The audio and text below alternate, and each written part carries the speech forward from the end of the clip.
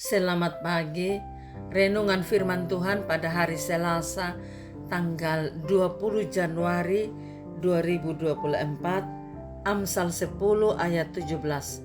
Siapa mengindahkan didikan menuju jalan kehidupan, tetapi siapa mengabaikan teguran tersesat. Tema: orang yang tidak mau mendengarkan nasihat.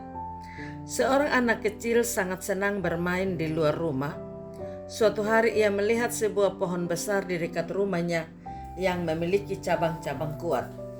Ia berpikir akan sangat menyenangkan jika bisa memanjatnya.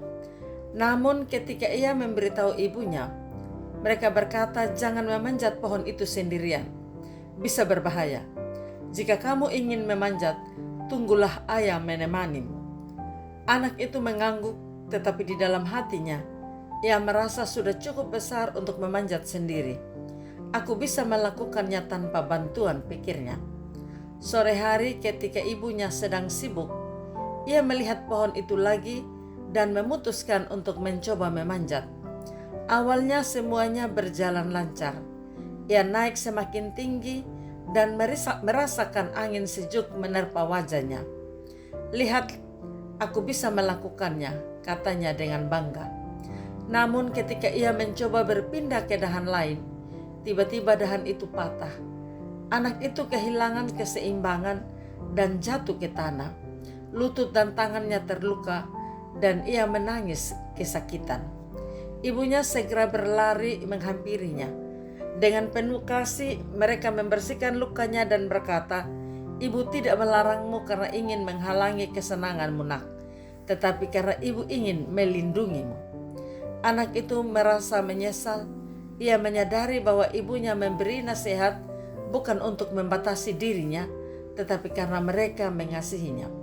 Sebagai manusia kita seringkali bertindak seperti anak kecil. Kita merasa lebih tahu, ingin melakukan segala sesuatu dengan cara kita sendiri, dan mengabaikan nasihat Tuhan yang ada dalam firman-Nya. Namun ketika kita akhirnya jatuh dan terluka, barulah kita menyadari bahwa peringatan Tuhan bukanlah untuk membatasi kita, tetapi untuk melindungi kita dari bahaya. Tuhan menginginkan yang terbaik bagi kita. Ia berbicara kepada kita melalui Alkitab, doa, dan juga melalui orang-orang yang Ia tempatkan dalam hidup kita, seperti orang tua, pemimpin rohani, dan sahabat yang takut akan Tuhan. Namun seringkali kita memilih untuk menutup telinga dan mengikuti kehendak kita sendiri. Ketika kita merasa Tuhan menahan kita dari sesuatu, mungkin kita harus bertanya, apakah ini benar-benar baik bagi saya?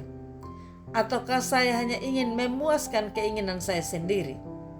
Tuhan melihat apa yang tidak kita lihat.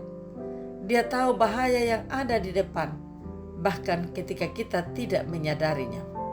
Sama seperti sang ibu yang tetap mengasihi anak mereka meskipun ia tidak mendengar nasihat mereka. Tuhan juga tetap mengasihi kita, bahkan ketika kita jatuh akibat ketidaktaatan kita. Ia tidak meninggalkan kita dalam penderitaan kita. Sebaliknya Ia menolong kita, mengangkat kita kembali, dan dengan penuh kasih menuntun kita kembali ke jalan yang benar. Jadi marilah kita belajar untuk lebih peka terhadap suara Tuhan. Belajar mendengarkan dan menaati firman-Nya, bahkan ketika itu bertentangan dengan keinginan kita. Karena ketika kita mempercayakan hidup kita kepadanya, kita akan berjalan di jalan yang aman dan penuh berkat. Sebab kasih dan hikmat-Nya jauh lebih besar dari yang kita bayangkan. Amin. Mari kita berdoa. Terpujilah nama-Mu ya Tuhan, ya Allah kami di dalam Yesus Kristus. Seringkali kami abai terhadap teguran dan nasihat Tuhan, baik itu lewat firman, lewat sesama kami, karena kami lebih suka mengikuti keinginan kedagingan kami. Karena itu lewat firman-Mu kami boleh belajar agar kami peka mendengarkan suara Tuhan, agar kami hidup dalam ketaatan. Karena Tuhan mau kami menjadi anak-anak-Mu yang dengar-dengaran. Terima kasih untuk sabda-Mu. Berkati kami sekalian Berkati pendengar sabdamu dalam seluruh keberadaan dan hidup, dan tuntun kami untuk kami mau dituntun, dipimpin, dan dididik Tuhan di dalam hidup ini. Di dalam nama Tuhan Yesus Kristus kami berdoa. Amin.